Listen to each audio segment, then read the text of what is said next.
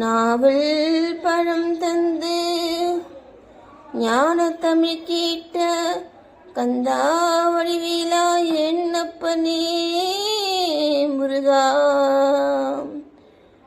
உனக்காக தமிழ் பாடல் பல பாடினேன்.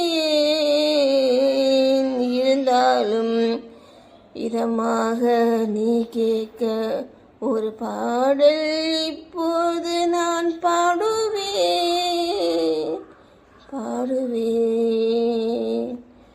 முருகா.